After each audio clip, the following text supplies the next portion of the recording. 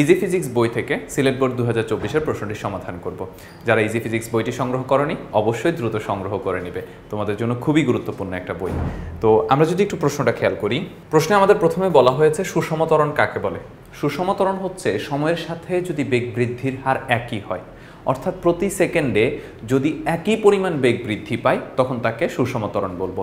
যেমন ধরো একটা গাড়ির বেগ 0 ছিল, 0 থেকে 2 হইলো 1 সেকেন্ড পরে, 2 সেকেন্ড পরে 4 হলো, 3 সেকেন্ড পরে 6 হলো, 4 সেকেন্ড পরে 8 হলো, অর্থাৎ প্রতি সেকেন্ডে যদি 2 করে বৃদ্ধি পায় তখনই তাকে আমরা বলবো হচ্ছে সুষম ত্বরণ। মানে আমি এক্সাম্পল হিসেবে 2 বলছি, এর মানে এই না যে প্রতিবার 2 বাড়লে হচ্ছে যে তাকে আমরা সুষম ত্বরণ বলবো। প্রতিবার 3 বাড়ুক 4 বাড়ুক ডাজেন্ট ম্যাটার, প্রতিবার যদি বেগ বৃদ্ধির হার একই হয় তখন তাকে আমরা সুষম ত্বরণ বলবো। আচ্ছা, এরপরে হচ্ছে কর্দমাক্ত রাস্তায় আমরা পিছলে যাই কেন। কর্দমাক্ত রাস্তায় খুব সিম্পল বিষয়, আমরা পিছলাই না কেন? পিছলাই না কারণ হচ্ছে যে আমাদের পায়ের তলার সাথে অথবা জুতার তলার সাথে রাস্তার একটা ঘর্ষণ কাজ করে। এই ঘর্ষণটা বা যে স্থিতি ঘর্ষণটা বেশি হয় বলে আমরা স্থির থাকতে পারি, কিন্তু যখন রাস্তা পিচ্ছিল হয় তখন এই ঘর্ষণটা অনেক কমে যায়, যার ফলে আমরা স্থির থাকতে পারি না, এই জন্য আমরা পিছলে পড়ে যাই। তা আমরা যদি বইয়ের মধ্যে হচ্ছে আমাদের প্রশ্নটার উত্তরটা একটু খেয়াল করি, দেখো কোনো বস্তুর বেগ যদি নির্দিষ্ট দিকে সবসময় একই হারে বাড়তে থাকে তাহলে সেই ত্বরণকে আমরা সুষম ত্বরণ বলি। রাস্তায় হাঁটার সময় রাস্তা ও পায়ের তলার মধ্যে যে ঘর্ষণ বল তৈরি হয় তার জন্য আমরা চলতে পারি, কিন্তু রাস্তা কর্দমাক্ত হলে রাস্তা ও পায়ের তলার মধ্যকার ঘর্ষণ বল হ্রাস পায়, এর ফলে কর্দমাক্ত রাস্তায় আমরা পিছলে যাই। বুঝতে পারতেছ যে যেহেতু হচ্ছে যে ঘর্ষণ কমে যায় তাই আমরা হচ্ছে পিছলে যাই, আর যখন হচ্ছে রাস্তা শুকনা থাকে তখন ঘর্ষণ অনেক বেশি থাকে। আচ্ছা, এরপরে এই প্রশ্নটা একটু খেয়াল করি। এর আগে আমাদের হচ্ছে এই ভ্যালুগুলো একটু খেয়াল করি। একটা হচ্ছে 54 মিটার পার সেকেন্ড, আর একটা হচ্ছে 18 কিলোমিটার পার আওয়ার। এখন আমাকে যেটা করতে হবে যে 54 মিটার পার সেকেন্ডে থাকবে, কিন্তু 18 কিলোমিটার পার আওয়ার যেটা আছে সেটাকে আমাদের মিটার পার সেকেন্ডে নিয়ে যেতে হবে। দেখো 18 কিলোমিটার পার আওয়ারকে মিটার পার সেকেন্ডে নিতে হলে প্রথমে 1000 দ্বারা গুণ করব, তারপর 3600 দ্বারা ডিভাইড করব। অর্থাৎ কিলোমিটারকে মিটারে নিতে হলে 1000 দ্বারা গুণ করতে হয়, আর ভাগ করতে হলে হচ্ছে পার ঘন্টাকে পার সেকেন্ডে নিতে হলে 3600 দ্বারা ভাগ করতে হয়। তাহলে আমরা এই ক্ষেত্রে পাচ্ছি হচ্ছে 18 ইন্টু 1000 ডিভাইডেড 3600, তার মানে আমরা এই ক্ষেত্রে ভ্যালুটা পাচ্ছি হচ্ছে 5 মিটার পার সেকেন্ড। হ্যাঁ, আর একটা জিনিস একটু মনে রাখবো যে আমরা যদি এখানে কাটাকাটি করি তাহলে 1000 দিয়ে কাটলে 1, আর এটা হচ্ছে 3.6, অর্থাৎ কোনো একটা ভ্যালুকে যদি 3.6 দ্বারা ডিভাইড করা হয় তাহলেও কিন্তু সরাসরি কিলোমিটার পার আওয়ারটা মিটার পার সেকেন্ডে চলে যায়। এটা কিন্তু তোমরা শর্টকাটে করে ফেলতে পারো। আচ্ছা, এরপর আমরা গ নাম্বার প্রশ্নটার দিকে একটু খেয়াল করি। গ নাম্বার প্রশ্নে আমাদের বলা হয়েছে প্রথম গাড়িটি 444 মিটার দৈর্ঘ্যের একটি সেতু 30 সেকেন্ডে সমদ্রুতিতে অতিক্রম করলে গাড়িটির দৈর্ঘ্য নির্ণয় করো। খেয়াল করি, প্রথম গাড়িটি 444 মিটার দৈর্ঘ্যের একটা সেতু 30 সেকেন্ডে সমদ্রুতিতে অতিক্রম করলে গাড়িটির দৈর্ঘ্য নির্ণয় করতে বলা হয়েছে। তো এখন এখানে কি বলা আছে, 54 কিলোমিটার পার আওয়ার বেগে চলন্ত একটা গাড়ির চালক ব্রেক চাপায় গাড়িটি 4 সেকেন্ডে থেমে গেল। খেয়াল করো, প্রথম গাড়ির ক্ষেত্রে আমার ডেটা দেওয়া আছে হচ্ছে 54 কিলোমিটার পার আওয়ার বেগে চলন্ত একটা গাড়ি, তাহলে গাড়ির বেগ কত দেওয়া আছে 54 কিলোমিটার পার আওয়ার। তা আমাদেরকে কি করতে হবে, মিটার পার সেকেন্ডে নিয়ে যেতে হবে।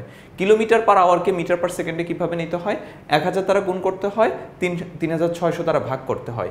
কিলোমিটার পার আওয়ারকে মিটার পার সেকেন্ডে নিতে হয়, 1000 দ্বারা গুণ করতে হয়, 3600 দ্বারা ভাগ করতে হয়। তাহলে আমরা 54 কিলোমিটার পার আওয়ার যেটা দেওয়া আছে এটাকে আমরা মিটার পার সেকেন্ডে নিয়ে যাব।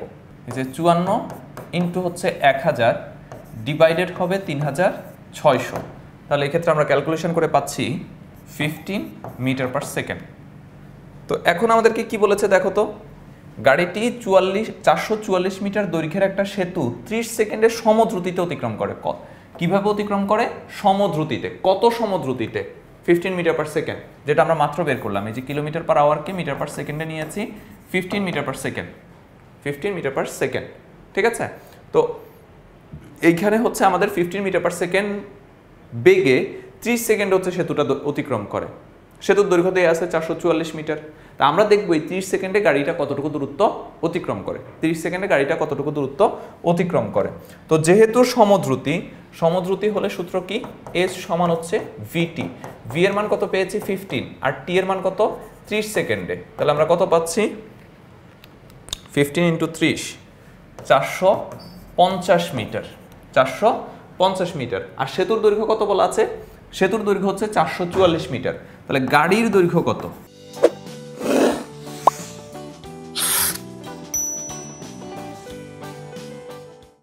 দেখো ব্যাপারটা কীরকম, ব্যাপারটা হচ্ছে তোমার ধরো এইটা হচ্ছে আমাদের সেতুটা, এই যে এইটা হচ্ছে আমাদের সেতুটা, ঠিক আছে?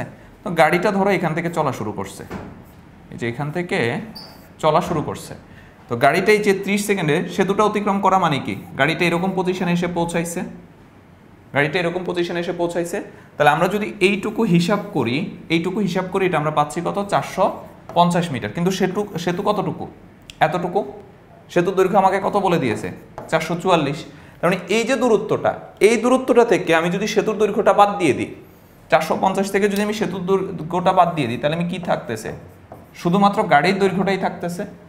তো আমরা এখানে তাহলে গাড়ির দৈর্ঘ্যটা আমরা বলতে পারি হচ্ছে কত, 450 বিয়োগ 444 সমান হচ্ছে কত, 6 মিটার। এটা হচ্ছে আমাদের গাড়ির দৈর্ঘ্য বা অ্যান্সার। তাহলে আমাদেরকে বলেছে কি, একটা গাড়ি হচ্ছে যে প্রথম গাড়িটা হচ্ছে সমবেগে চলতেছে। কত সমবেগে চলতেছে, 54 kilometre per hour. 54 kilometre per আওয়ারকে যদি আমরা মিটার পার সেকেন্ডে নিয়ে যাই, কত আসে, 15 মিটার পার সেকেন্ড। কত সময় ধরে চলছিল, 30 সেকেন্ড ধরে চলতেছিল। তাহলে S equals to VT 15 into 30 সমান হচ্ছে কত, 450 মিটার। তাহলে গাড়ির দৈর্ঘ্য কত, টোটাল দূরত্বটা অতিক্রম করছে 450 মিটার, এর মাঝে সেতুর দৈর্ঘ্য হচ্ছে 444, এক্সট্রা যেটুকু সেটা হচ্ছে গাড়ির দৈর্ঘ্য, অর্থাৎ 6 মিটার। তাহলে আমরা যদি বইয়ের মতো এবার সমাধানটা দেখি, বইয়ে আমরা যেভাবে সমাধানটা দিয়েছি, এই যে দেখো প্রথম গাড়ির সমদ্রুতি হচ্ছে 54 কিলোমিটার পার আওয়ার, এটাকে আমরা মিটার পার সেকেন্ডে নিয়ে গেলে হচ্ছে 15 মিটার পার সেকেন্ড। সেতুর দৈর্ঘ্য দিয়েছে 444 মিটার, আর সময় কত বলা আছে, 30 সেকেন্ড। এখন সমদ্রুতিতে গাড়ির অতিক্রান্ত দূরত্ব S equals to VT 15 into 30, তার মানে হচ্ছে 450। তাহলে গাড়ির দৈর্ঘ্য হচ্ছে 450 মাইনাস 444, অর্থাৎ 6 মিটার।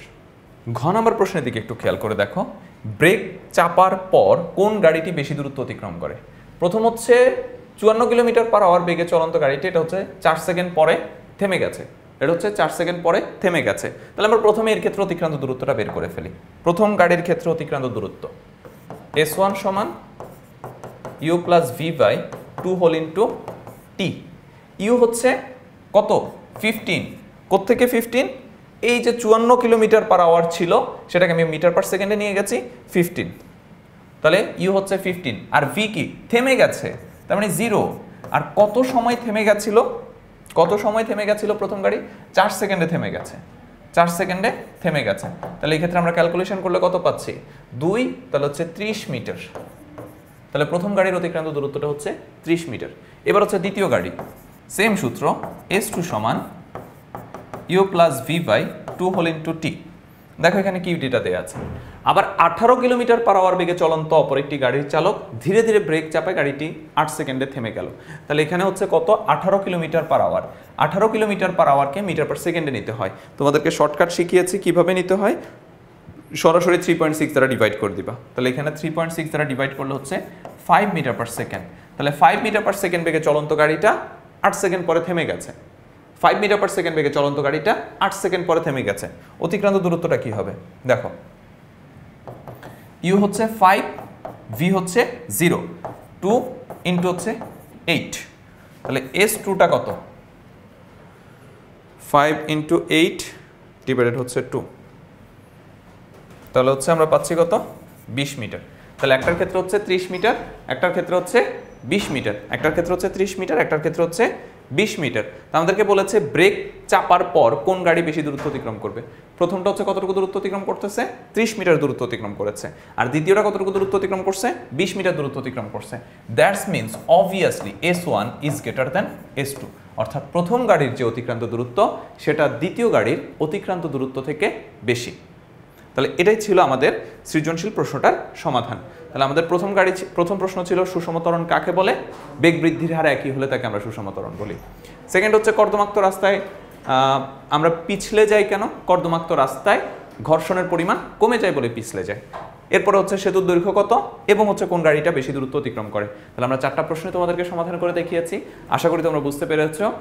যারা ইজি ফিজিক্স বইটি সংগ্রহ করনি অবশ্যই ইজি ফিজিক্স বইটি আজই সংগ্রহ করে ফেলো। তুমি যদি ভিডিওর সাথে সাথে বইয়ের লেখাগুলো দেখো বা বইয়ের সমাধানটা পড়ো তাহলে তোমার কিন্তু প্র্যাকটিসটা পারফেক্টলি হবে। সবাই ভালো থাকবে, সুস্থ থাকবে, আল্লাহ হাফেজ।